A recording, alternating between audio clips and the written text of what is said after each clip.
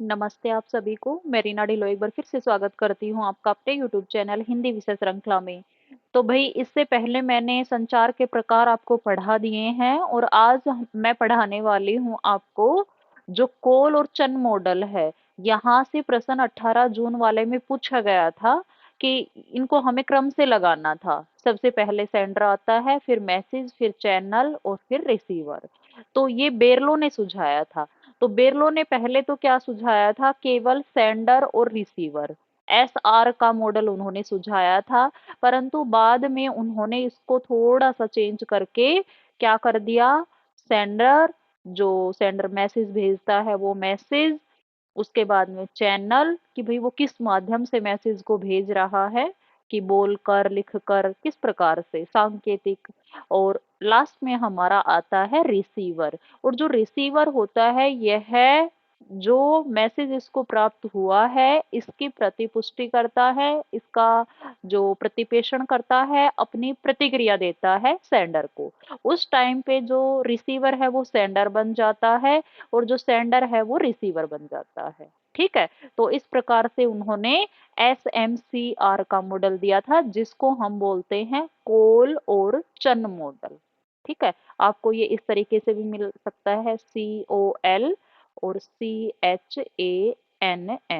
ठीक है। कक्षा शिक्षण में 5 मुख्य चरण होते हैं कि जब एक टीचर बच्चों को पढ़ाता है तो उस टाइम पे 5 चरण काम करते हैं। कौन-कौन से? सबसे पहले क्या होता है, संदेश का निरूपण, कि ये बच्चों को आज हमें पढ़ाना है, ये मैसेज बच्चों को देना है, तो जो संदेश है उसका निरूपण।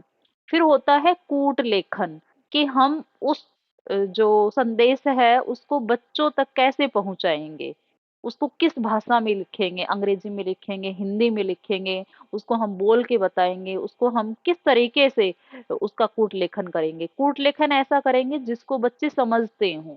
अब हम बोलने लग जाए चाइनीज और बच्चों को आती नहीं है तो फिर वो कूट लेखन हमारा सही नहीं होगा। उसके बाद आता है संदेश संचरण, कि संदेश टीचर के माध्यम से टीचर से और बच्चों तक पहुंचेगा। संदेश संचरण मतलब संदेश का प्रवाह।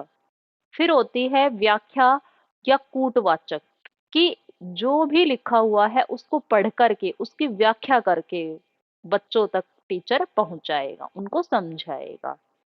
फिर आता है प्रतिपुष्टि और मूल्यांकन। लास्ट में जब बच्चों को वो सारी चीजें पढ़ा देता है, समझा देता है, तो टीचर लास्ट में ये देखता है कि बच्चों को कितना समझ में आया है। ठीक है। यदि बच्चों को समझ में नहीं आया है, उसने बच्चों का मूल्यांकन किया और मूल्यांकन में ये देखा कि बच्चों को समझ में नहीं आया है, तो वह कक्षा में शिक्षण दोबारा करेगा, ताकि बच्चे उसकी बात को अच्छे से समझ पाए, वो टॉपिक क्लियर हो पाए और एग्जाम में वो अच्छे नंबर लाए।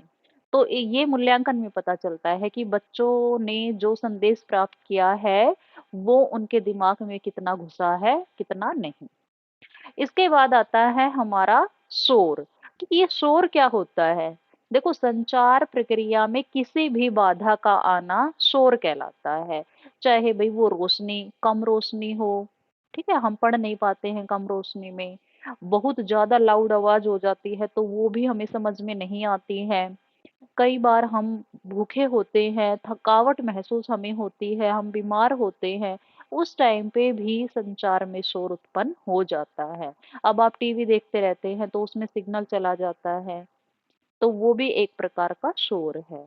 तो इसी शोर को हम अगले वीडियो में पढ़ेंगे। ठीक है। तब तक धन्यवाद।